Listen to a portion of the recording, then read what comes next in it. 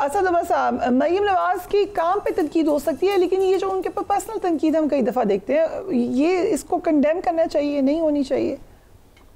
Depend करता है जी किसको आप पर्सनल तनकीद कह रही हैं। मैं ज़ाती तौर पे तो बिल्कुल मैं इस बात से इत्तेफाक करता हूँ कि किसी भी सियासतदान की उनके जो ज़ाती मामलात हैं, ज़ाती मामलात हैं, उसको जो है ज़ेर बहस नहीं लाना चाहिए। यहाँ तक तो ठीक है, लेकिन सवाल ये है कि ज़ाती किसको कहा जा रहा है। अगर आप एक डेलीगेशन लेकर जाएंगे और उस डेलीगेशन के अंदर आपके खादमाएं भी साथ होंगी, और चाहे आप अपने पैसों से भी कर रहे हो, आप एक विजुअल्स तो देखें, कुछ पैगाम तो देखें कि आप क्या देने की कोशिश कर रहे हैं। और जहां तक ये 1980 की दहाई में बाहर जाते थे खानदान वाले, उसमें तो आज तक ये नहीं फैसला हो सका। अगर आपको याद हो कि जिस वक्त पैनमा का केस उरूज पर था, तो एक भाई जो है नवाज शरीफ और शहबाज शरीफ में से एक भाई कहते थे कि हमारे वालिद साहब जो हैं वो पाकिस्तान के सबसे बड़े अरबपति लोगों में से एक थे, और दूसरा भाई कहता था कि वो मेहनत मजदूरी करते थे और अपने हाथ से काम करते थे। तो ये तो खैर अजमा बुखारी को बेहतर पता होगा 80 की दिहाई में ट्रैवल करते थे कि नहीं करते थे, लेकिन उसका इससे कोई ताल्लुक नहीं। और वो जिस बात पे एतराज कर रहे थे ना कि वो कपड़े कैसे पहनते हैं यूट्यूबर से सियासतदान का मुकाबला होता नहीं है। सियासतदान जो है वो अवाम की नुमाइंदगी करता है, यूट्यूबर जो है सिर्फ अपनी नुमाइंदगी करता है। तो उसूली तौर पर मैं एक उस स्पेसिफिक बात नहीं कर रहा कि किस चीज पे एतराज, बिकॉज मैं तो देखता भी नहीं है जो आप बोल रहे हैं यूट्यूब, मुझे नहीं पता कि किस चीज के ऊपर एतराज किया गया है, लेकिन उसूली तौर पर पैमाना जो है नापने का वो सियासतदान का और एक सहाफी या यूट्यूबर या एक आम शहरी का मुख्तलिफ होता है। राइट, थोड़ा सा मुआशी सूरत पे बात करते हैं। प्राइम मिनिस्टर कतर जा रहे हैं ताकि जो कतर के साथ LNG की खरीदारी के मुआहदे हैं उन पर नजरसानी की दरख्वास्त की जा सके। आपके ख्याल से ये एक अच्छा स्टेप है? Is it possible?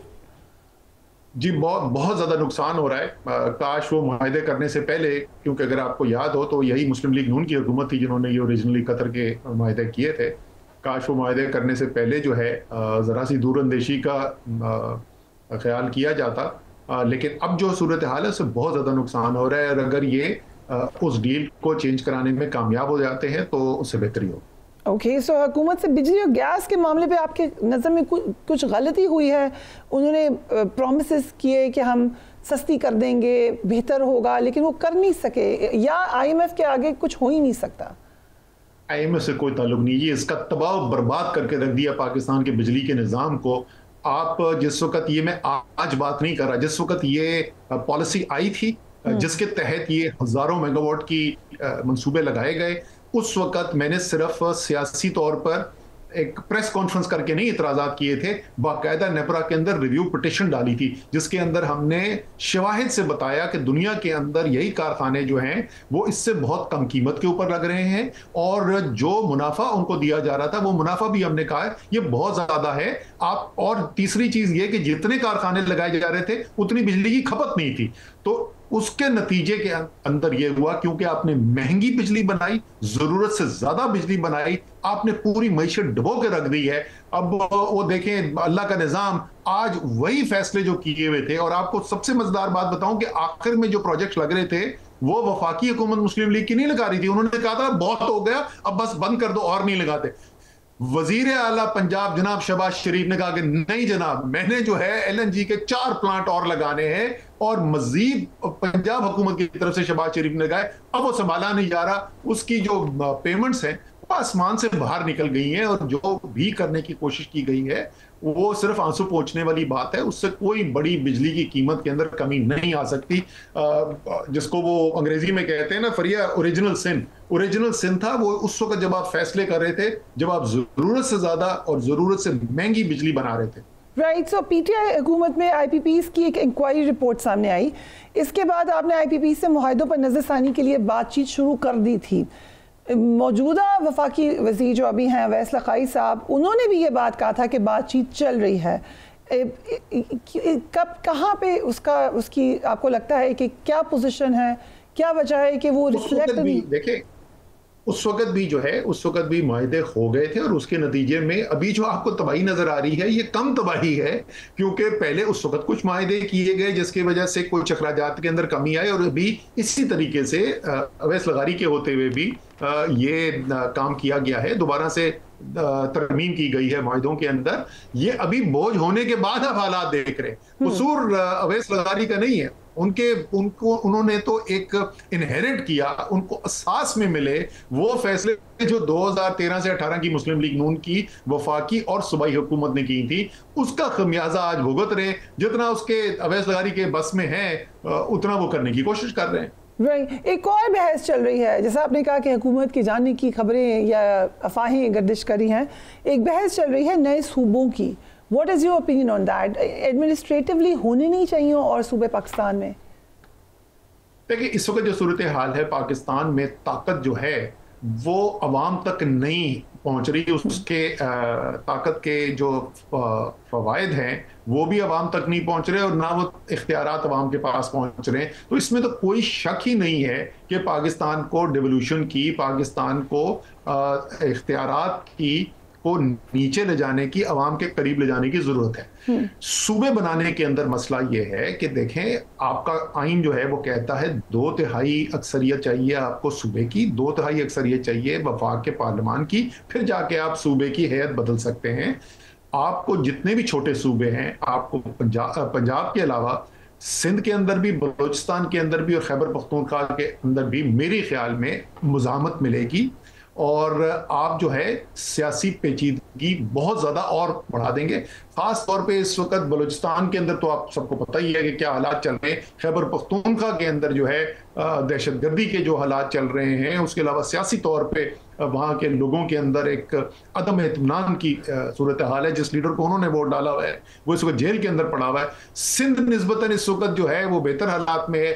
मेरे ख्याल में आपने अगर कराची को बाकी सिंध से अलग करने की कोशिश की तो यहाँ के अंदर भी आप एक सियासी तूफान देखेंगे। इससे बहुत बेहतर हल जो है वो आइन के अंदर मौजूद है, लेकिन उसके ऊपर अमल दरामद नहीं हो रहा क्योंकि आइन के अंदर मजमूई तौर पर उसका हल जो है वो नहीं दिया गया। और वो क्या है? एक मुकामी हुकूमत का निज़ाम। आइन में ये तो असूली तौर पे लिख दिया गया है कि मुकामी हुकूमत का निज़ाम होगा, मुकामी हुकूमतें जो हैं वो इंतजामी, सियासी और माली तौर पे खुद मुख्तार होंगी। ये एक उसूलन स्टेटमेंट है, लेकिन उसकी कोई तशरीह नहीं की गई है। इलेक्शन कैसे होगा, कौन करवाएगा, कितने अरसे के बाद किए जाएंगे, क्या उनके इख्तियारात होंगे, क्या उनके वसाइल होंगे, ये कुछ भी नहीं लिखा हुआ आइन के अंदर।